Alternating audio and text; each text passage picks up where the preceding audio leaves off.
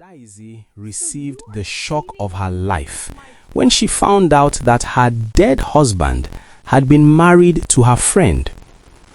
The sun was bright on the day they buried Chike, too bright for such a sad day. Adaeze stood by the grave in her black wrapper, watching them lower the coffin. Her eyes were dry now. She had cried all her tears the night before. 3 years of marriage, and now he was gone, just like that. Her friend Nneka held her hand. "Be strong, Ada. You will survive this." Adaeze squeezed her hand back.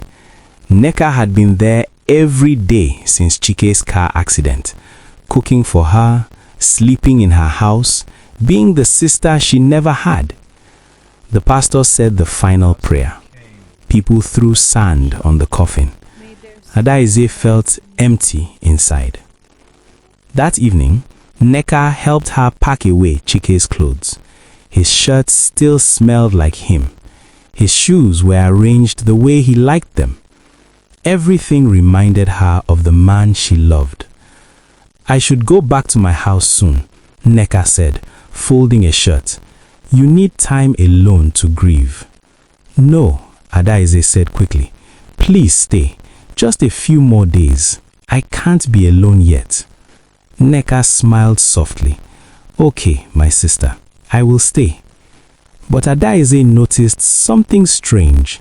When she hugged Nneka to thank her, her friend's body was stiff, uncomfortable, and Nneka's phone kept buzzing with messages she wouldn't read in front of her. "Is everything okay?" Adaeze asked. Yes, just work messages," Nneka said, putting her phone away quickly. That night, Adaeze couldn't sleep. She walked to the kitchen for water and saw light under the guest room door. She heard Nneka's voice, low and urgent. "I can't talk now. She is still awake. I said I'll come when I can. Stop calling me." Adaeze frowned. Who was Nneka talking to at midnight, and why did she sound so angry? She went back to bed, but something felt wrong, very wrong. The next morning, Nneka was gone.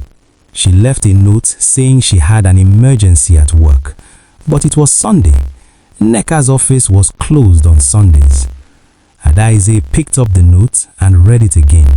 Her hands started shaking. Something was not right. 2 weeks passed. Nneka visited less and less. "I'm sorry, Ada. I have so much work," she would say on the phone, "but I'm thinking of you." Adaeze tried to understand, but it hurt. When Chike died, Nneka promised to always be there. Now she was disappearing. One Tuesday afternoon, Adaeze decided to visit Nneka's house. She made pepper soup, Nneka's favorite, and took a taxi to her friend's apartment. She knocked on the door. No answer. She knocked again. Still nothing.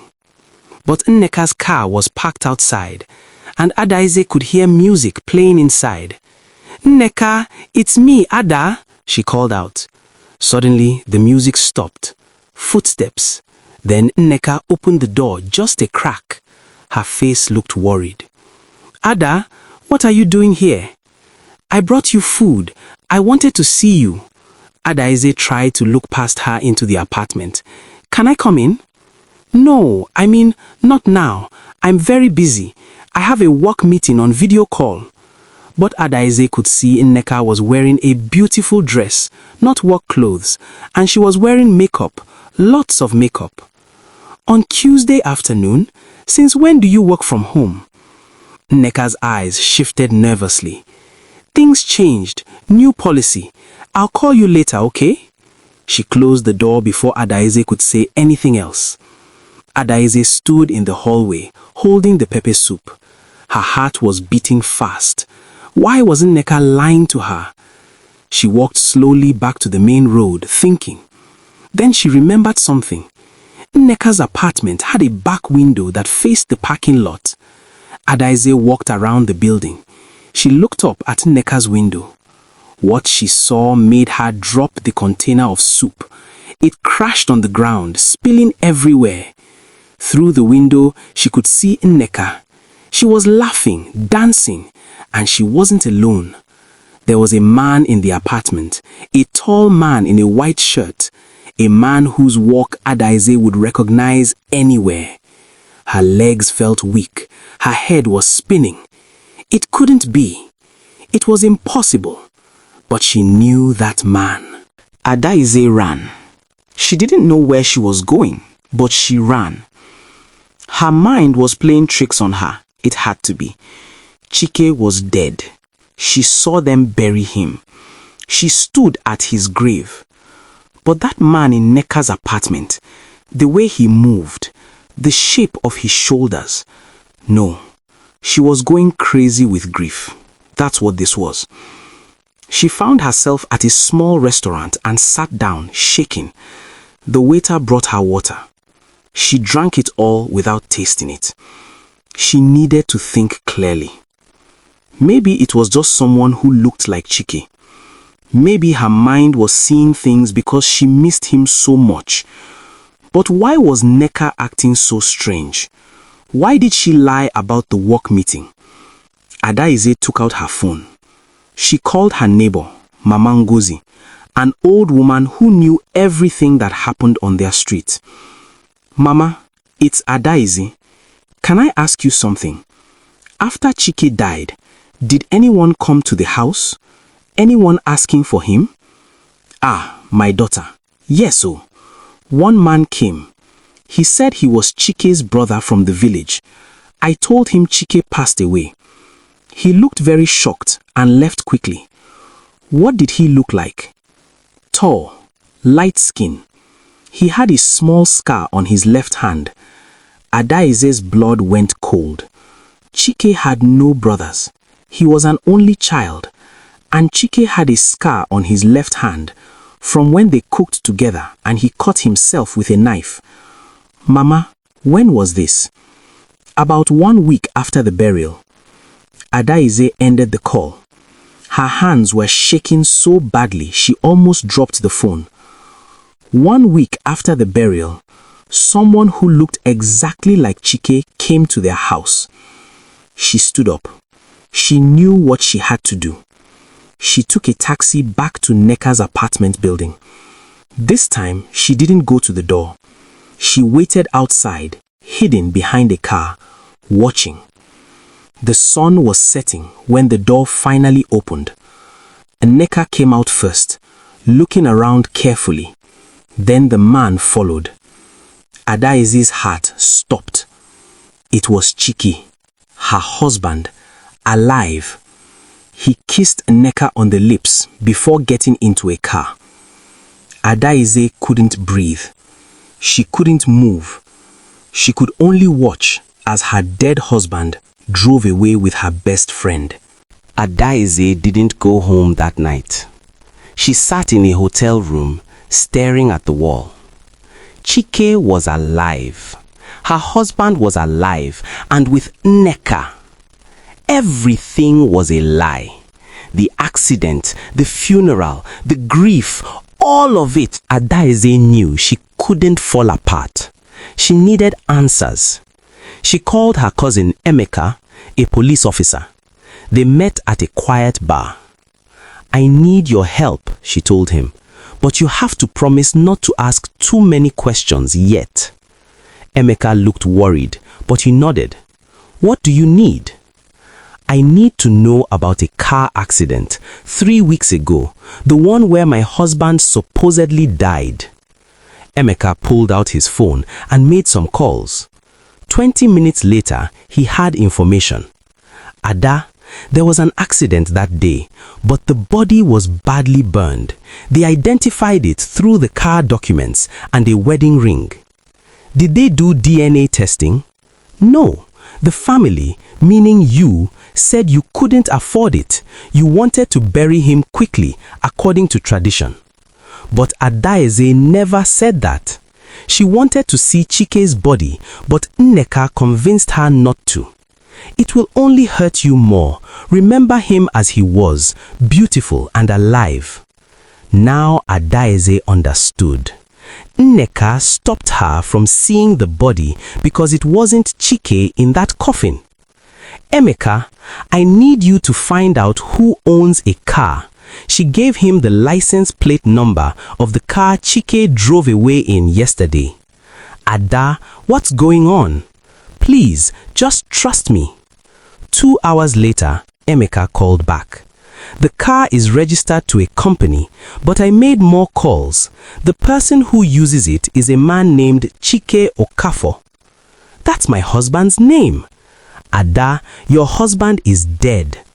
That's what I thought too. She told Emeka everything, what she saw, what she suspected. He listened in silence. This is serious, Ada. If what you are saying is true, this is fraud, identity fraud, maybe even murder if someone died in that car. I need proof, Adaeze said. I need to know the truth. Emeka thought for a moment. I have a friend who can help us. He does private investigations. It took 3 days for the investigator to gather evidence. 3 days of Adaeze pretending everything was normal. 3 days of Nneka calling to check on her, lying with every word. How are you doing, my sister? Nneka would ask. I'm managing, Adaeze would reply, her voice calm, even though she wanted to scream. Finally, Emeka called. We have everything. Photos, documents, bank statements. Adaeze, you need to prepare yourself. This is worse than we thought. They met at his office. He spread papers on the desk. Chike and Nneka have been together for 2 years, since before he married you. She helped him plan everything. They even opened a joint bank account 1 month before the accident. Adaeze looked at the bank statements. Large amounts of money. Money from Chike's business. Money that should have come to her. There's more, Emeka said gently. The man who died in the accident was a homeless man. Chike paid him to run an errand. He put his ring on the man's finger and his ID in the car. Then he caused the accident. He killed someone, Adaeze whispered. He killed an innocent person just to fake his death. And Nneka helped him hide. They are living together now, in an apartment 3 towns away. He changed his appearance slightly, grew a beard, different hairstyle, but it's him. Adaeze felt sick. All this time, she cried for a man who was alive, a man who threw her away like garbage, with help from the woman she called her sister. What do you want to do? Emeka asked. Adaeze looked up, and Emeka saw something new in her eyes. Not sadness, not pain, strength. I want to face them, both of them, today. They drove to the apartment. Adaeze's heart was pounding, but her hands were steady. Emeka and 2 other officers waited in the car while she went to the door. She knocked. Nneka opened it, smiling. Then she saw Adaeze's face and the smile died. Ada, what? I know everything, Nneka. Behind Nneka, Chike appeared. When he saw Adaeze, his face went white. Surprised to see me, husband? Or should I say, surprised I found you? Chike tried to close the door, but Adaeze pushed it open. She walked into the apartment she had seen through the window. Up close, she could see they had made a home here. Photos of them together on the walls. Their clothes mixed in the closet she could see through the open bedroom door. Ada, please, Nneka started. Shut up. Adaeze's voice was sharp. You don't get to speak to me, either of you. She turned to Chike. In the daylight, she could see him clearly. It was really him, alive, real. The man she loved, the man she mourned. Why? She asked. Just tell me why. Chike looked at the floor. For a long moment, he said nothing. Then, quietly, I never loved you, Adaeze. I loved Nneka. I always loved her. Then why did you marry me? Your father's business connections, your family's money. I needed them to grow my company. He finally looked up at her. Nneka and I planned to be together eventually, but then we realized divorce would be messy. You would take half of everything. So we found another way. Adaeze felt like someone punched her in the stomach. You killed a man. An innocent person died because you were too greedy and cowardly to just divorce me. It was an accident, Nneka said quickly. We didn't mean for him to. You put a ring on a stranger's finger and sent him to die, Adaeze shouted. You let me cry at a funeral. You held my hand while I mourned, and all along you were sleeping with my husband. Tears ran down Nneka's face now.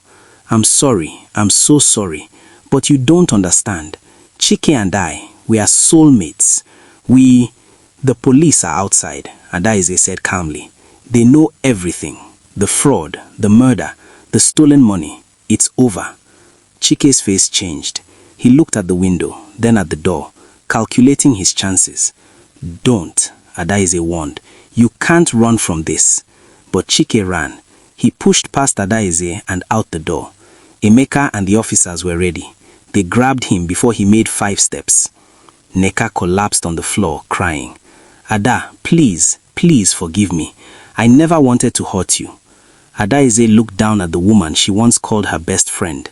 She felt many things: anger, betrayal, pain, but also something else: freedom. You already hurt me, Adaeze said quietly. You both did. But you know what? You also freed me. I was married to a monster and I didn't know it. Now I know, and I will heal. I will move on. But you too, you will have to live with what you did every single day. She walked out of the apartment. Behind her, she could hear Nneka sobbing. 6 months later, Adaeze sat in a courtroom as the judge sentenced Chike for 15 years for fraud and manslaughter. Nneka got 7 years as an accomplice. When it was over, Adaeze walked out into the bright afternoon sun. She felt lighter than she had in years. Her phone buzzed, a message from her lawyer. The court awarded you all of Chike's assets. The money is yours. Adaeze smiled, not because of the money, but because she was finally, truly free. She had loved a ghost, mourned a lie, but now she was awake, and she was ready to live again. The end.